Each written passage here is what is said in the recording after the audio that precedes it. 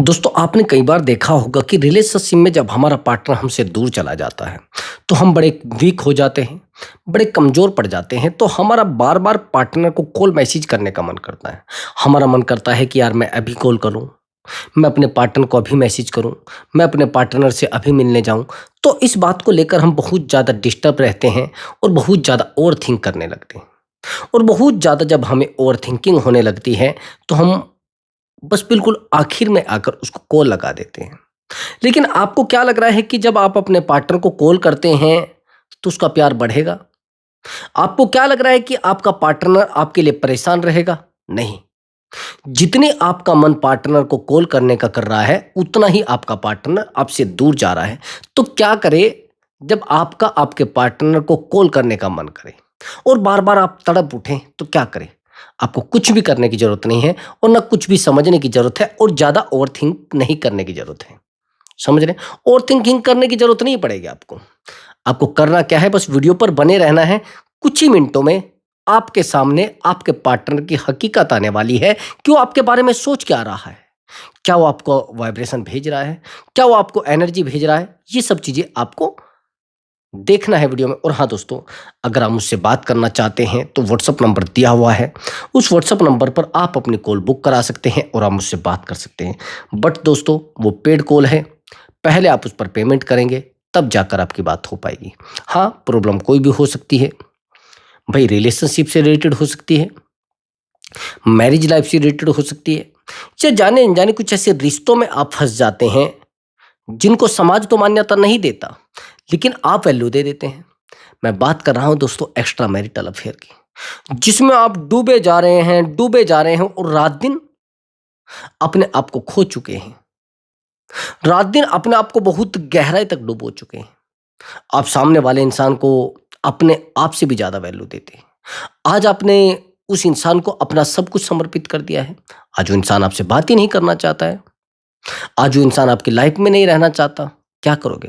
रोओगे उसके पास जाकर। आपने उसको फाइनेंशियल, फिजिकल, इमोशनल हर तरीके से सपोर्ट किया, लेकिन सामने वाला इंसान फिर भी आपको वैल्यू नहीं दे रहा ना। आपने तो अपनी फैमिली को भी इसके सामने छोड़ दिया है। आपने तो अपने आप को भी इसके सामने ज़ीरो कर दिया है, लेकिन सामने वाले इंसान के ऊपर आपकी बातों का असर नहीं हो रहा है। क्या करोगे?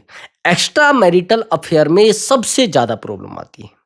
कई बार तो लोग एक्स्ट्रा मैरिटल अफेयर में है, या फिर लोगों की वाइफ एक्स्ट्रा मैरिटल अफेयर में है, या फिर लोगों के हस्बैंड एक्स्ट्रा मैरिटल अफेयर में। मतलब महिलाएं बहुत ज़्यादा परेशान है अपने हस्बैंड के एक्स्ट्रा मैरिटल से, या फिर हस्बैंड बड़े परेशान है अपनी वाइफ के एक्स्ट्रा मैरिटल से, या खुद में ही वो एक्स्ट्रा मैरिटल में चले गए हैं। अगर ऐसा आपके साथ हो रहा है और आप इन चीज़ों को लेकर बहुत डिस्टर्ब हैं, रात दिन तड़पे जा रहे हैं, रात दिन परेशान हुए जा रहे हैं, रात दिन आप अपने आप को डुबोए जा रहे हैं, लेकिन सामने वाले इंसान पर कोई असर नहीं हो रहा है। चाहते हैं ना उसको असर हो, चाहते हैं ना उसको रिग्रेट फील हो, चाहते हैं ना उसको एहसास हो और वो आपके सामने आकर रोए, चाहते हैं वो आपके सामने आकर तड़पे, चाहते हैं वो इंसान आपके सामने आकर बार-बार रोए, बार-बार तड़पे और बार-बार आपको कहे कि यार मुझसे नहीं रहा जा रहा। मैं बहुत परेशान हो चुका हूँ, प्लीज़ यार मुझे समझो। मेरे पास कुछ भी नहीं बचा है। आपने तो फाइनेंशियल, फिजिकल, इमोशनल सब तरीके से सपोर्ट किया है ना। अब चाहते हैं वो रोए, तो आपको कुछ भी करने की ज़रूरत नहीं। आपको करना क्या है, आपको थोड़ा स्ट्रॉन्ग रहना है और अपॉइंटमेंट बुक कर लेना है। वो पेड कॉल है, पहले आप पेमेंट करेंगे, तब जाकर आपकी बात हो पाएगी। हाँ, उस इंसान को रिग्रेट फ़ील कराने में मैं आपकी हेल्प करूँगा। जब आप मुझसे बात करेंगे, तुरंत आपकी हेल्प होगी। हाँ, दूसरी बात ये भी है, मैंने आपको बताया कि मैं साइकोलॉजी से ये सब चीज़ें सही करता हूँ। कोई जादू-टोना नहीं आता मुझे, ओनली साइकोलॉजी आती है और साइकोलॉजी से मैं 100 के 100% चीज़ें बेहतर कर सकता हूँ। कोई ज्योतिषी विद्या नहीं है और इस चीज़ की अपेक्षा करके, इस बात की उम्मीद करके कि कोई जादू-टोना मैं कर दूँगा, मुझे कॉल भी मत करना। मैं बिल्कुल नहीं चाहता कि मैं अपने प्रोफ़ेशन को खराब करूँ। हाँ, एक बात का और ध्यान रखिए, उस इंसान को आप पाना चाहते हैं ना, तो ज़रूरी है अपॉइंटमेंट बुक करा लेना। रोएगा आपके सामने आकर। मैंने बताया है कि मेरा एक्सपीरियंस कम से भी कम 8 साल का है और मैंने कम से भी कम 5,000 काउंसलिंग की है। उस काउंसलिंग में जो मुझे एक्सपीरियंस मिला है, उसके आधार पर मैं आपको कह रहा हूँ। तो चलिए दोस्तों, अपने टॉपिक पर आते हैं। आपने कहा कि सर, उस इंसान को मेरा बहुत मन करता है कॉल करने का। मेरा बहुत मन करता है मैसेज करने का। आप जानते हैं कब करता है? जैसे हमारा ब्रेकअप हो जाता है और ब्रेकअप के बाद हमारा पार्टनर हमसे बात ही नहीं करना चाहता, हमारा पार्टनर हमें वैल्यू ही नहीं देना चाहता। अब कई बार तो ये चीज़ें एक्स्ट्रा मैरिटल में आती हैं और कई बार नॉर्मल रिलेशनशिप में भी आ जाती है और या फिर मैरिड लाइफ में भी आ जाती है। अभी थोड़ी गहराई के साथ समझना। मैं एक एग्जांपल आपको देता हूँ एक स्टोरी के साथ। मैंने कहा है कि मैं एग्जांपल आपको बताऊंगा, स्टोरी आपको बताऊंगा, उसमें क्या क्या यूज किया गया है, सामने वाले को कैसे ट्रीटमेंट दिया गया है, वो सब चीज़ें बताऊंगा। पहला पॉइंट, सबसे पहला पॉइंट तो ये है कि जैसे मैंने काउंसलिंग की थी अभी लगभग 4-5 दिन पहले, लगभग 6 दिन का उसका रिजल्ट था। ये जो महिला है ये मैरिड है, ये इन्हीं के ऑफिस में जॉब करती है और शादी हो चुकी है, लेकिन किसी कारण से हस्बैंड की डेथ हो जाती है। ये जिससे इनका रिलेशनशिप है वो उस ऑफिस का बॉस है और बहुत बेहतर तरीके से ठीक ठाक सब चल रहा है। वो एक मालिक है और ये जो महिला है ये काफी समय से इसके ऑफिस में जॉब कर रही है। होता यह है कि चीजें सब कुछ बेहतर होती हैं, रिश्ता बड़ा बेहतर होता है, सब कुछ बेहतर चलता रहता है। तो जब उसकी डेथ हो जाती है उसके हस्बैंड की, तो वो इसको प्रपोज करती है कि सर एक्चुअली मैं नहीं रह पाती हूँ और मैं आपको बहुत ज़्यादा लाइक करती हूँ। कि ठीक है कोई बात नहीं।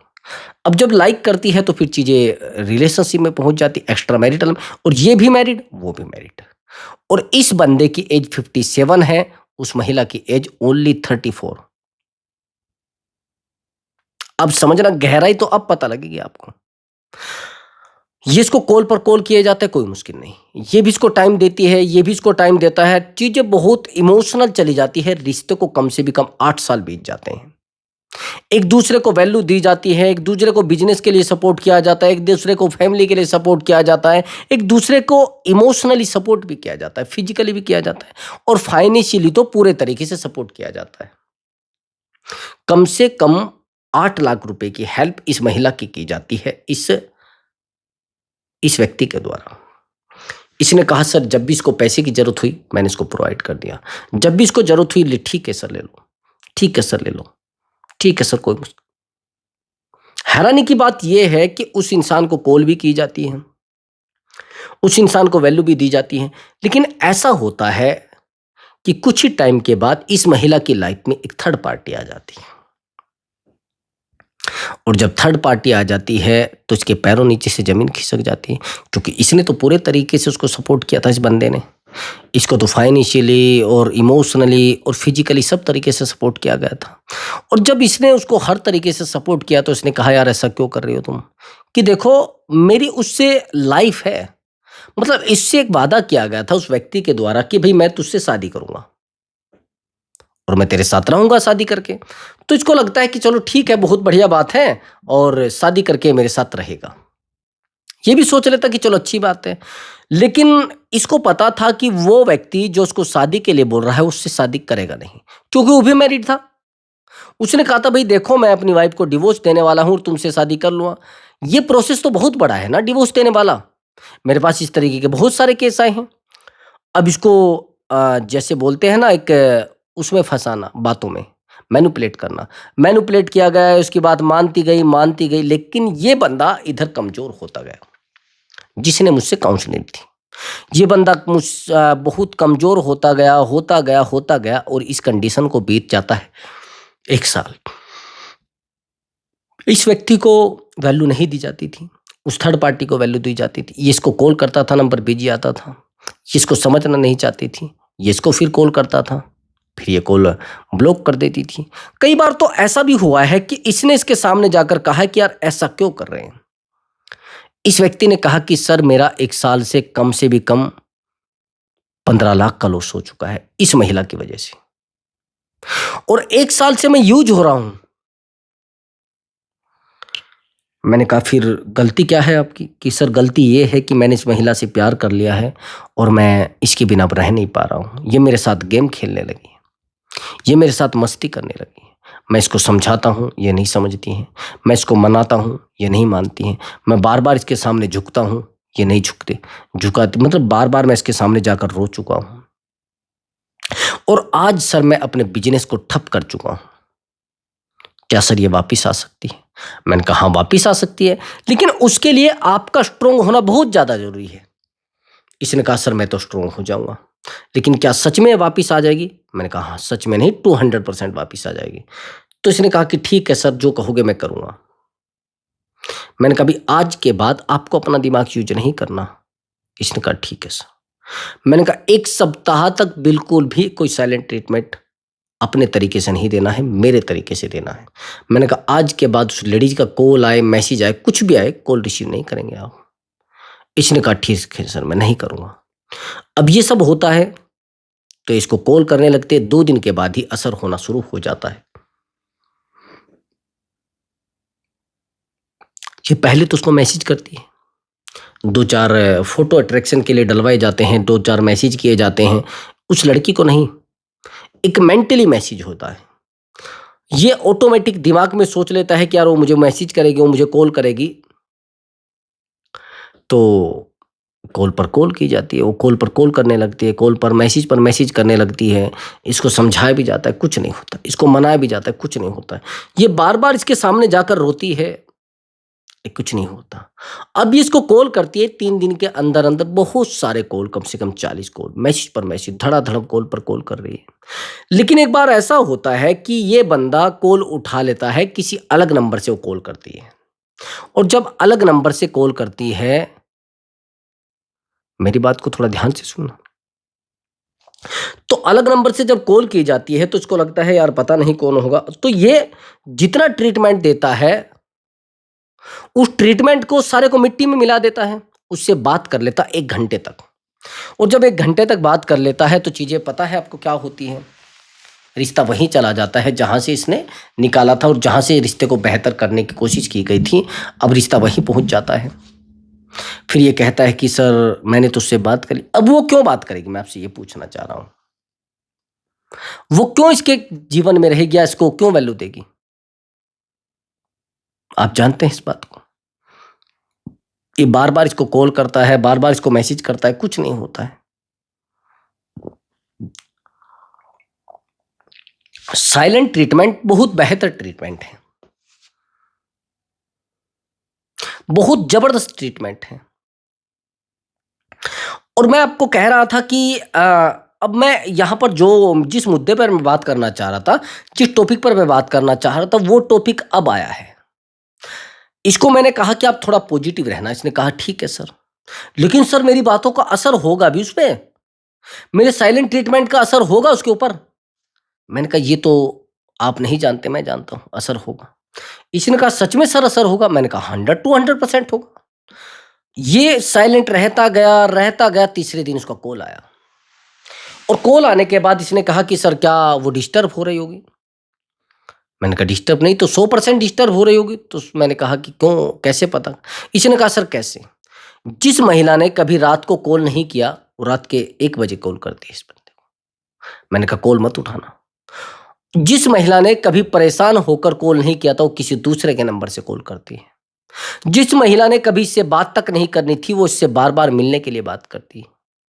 जिस महिला ने कभी इसकी तरफ मुड़कर नहीं देखा था और उस दिन से मस्ती कर रही थी किसी थर्ड पार्टी के साथ, अब वो इससे कहती है कि प्लीज मुझे एक बार मीटिंग आपसे करनी है, मैं सामने बैठ के बात करना चाहती हूँ, मैं सामने बैठ के आपसे जो भी कहना चाहती हूँ सामने बैठ के कहना चाहती हूँ, मुझे नहीं ऐसे ड्रामे में पड़ना, और मुझे नहीं अपने बहुत बुरी चीजों में पड़ना है। क्या है सब? ये बहुत ज्यादा इसको कॉल करती है, कुछ नहीं होता। फिर कॉल पर कॉल करती, कुछ नहीं होता। अब ये कॉल रिसीव कर लेता है, गलती ये होती है। ट्रीटमेंट तो बेहतर हो जाता है, सामने वाले की अकल भी ठिकाने आ जाती, लेकिन परमानेंट सॉल्यूशन नहीं था। मैंने इसको रोका था कि भैया आप कॉल रिसीव मत करना, मैंने इसको रोका था भाई मैसेज सीन मत करना। अब एक बात बताइए, मान लीजिए किसी को शुगर हो जाए, एग्जाम्पल के लिए मैं आपसे कह रहा हूं, वैसे ना हो किसी को। अब किसी व्यक्ति को शुगर हो गई है और उसको डॉक्टर ने कहा भाई देखिए आपको मीठा नहीं खाना है,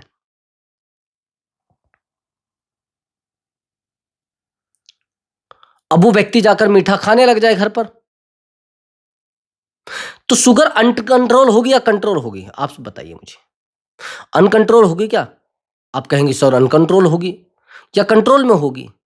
जो चीज़ खाने से आपको मना किया गया है, जिस चीज़ को आपके अपने आप को बोला गया है कि परहेज़ करना इस चीज़ का, और वो चीज़ आप खाए जा रहे हैं, तो फिर शुगर अनकंट्रोल होगी ना।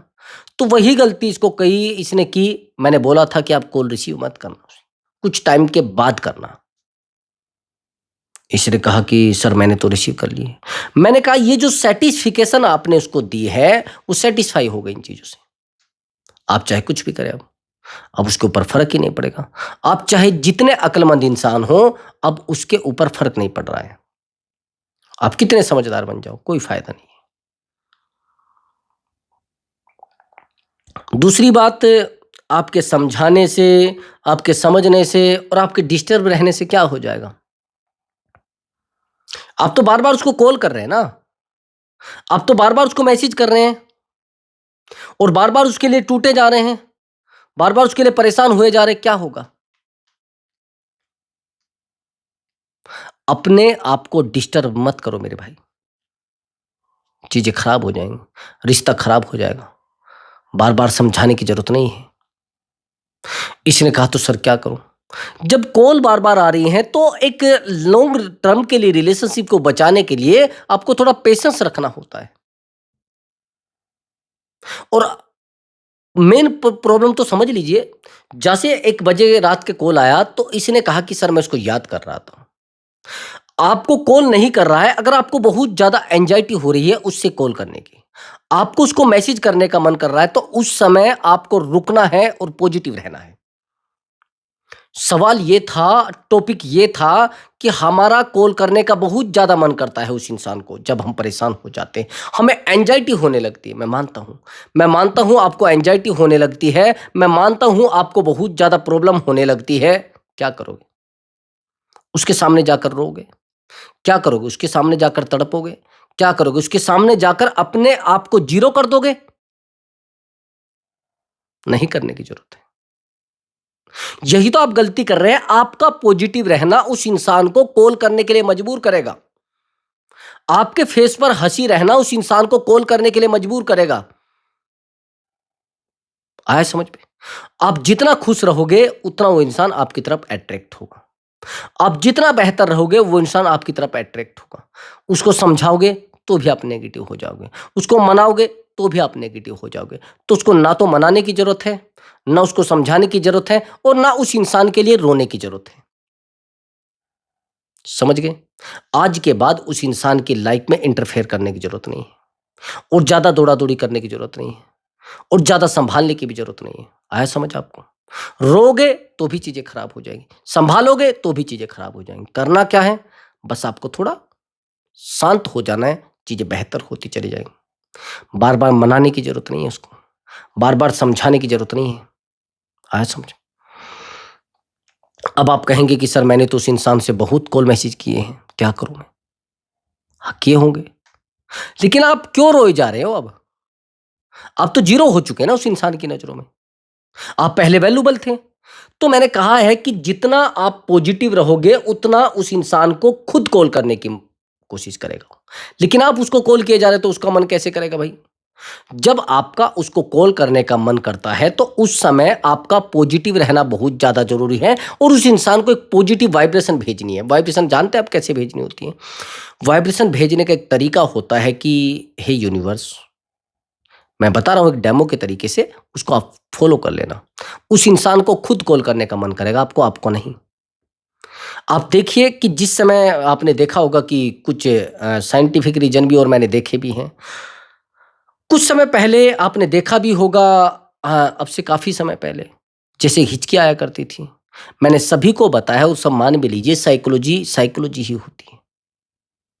कुछ साइंटिफिक रीज़न भी है, और मैंने आपको बताया है कि वैज्ञानिक केवल इंसान के 2% हिस्से पर ही दिमाग के काम कर पाई है। यानी दिमाग का केवल 2% हिस्से पे मानती है वो क्या है क्या नहीं है। उसके सामने वाइब्रेशन भी हो सकती है उससे अलग टेलीपैथी भी हो सकती है, उससे अलग एनर्जी भी हो सकती है, उससे अलग वाइब्रेशन भी हो सकती है। और जब आप मानते हैं कि भाई एक इंसान को हम याद कर रहे थे तो हमें हिचकी आ रही थी। अब उससे पूछा जाता है कि भाई एक बात बताइए, आप मुझे 5 बजे रात को याद कर रहे थे? हाँ जी, कर रहा था। रात 9:30 बजे जब मैं खाना खा रहा था, आप मुझे याद कर रहे थे? हाँ जी। बहुत याद आ रही थी मुझे आपकी।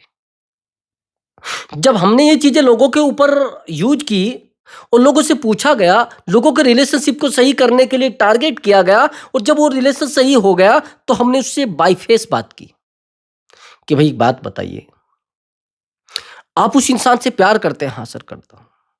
आप उस इंसान की लाइफ में रहते हैं? हाँ, रहता हूँ।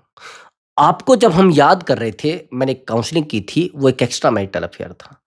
वो महिला अनमैरिड थी और ये बंदा मैरिड था। बात समझ रहे हैं ना मेरी? ये टीचर हैं दोनों। एक ही कॉलेज में एक ही स्कूल में जॉब करते थे और रिलेशनशिप को 4 साल बीत चुके थे। लेकिन किसी रीज़न की वजह से इस महिला की सगाई हो गई थी, यानी तय हो गई थी और ये बंदा इससे अब भी प्यार करता था।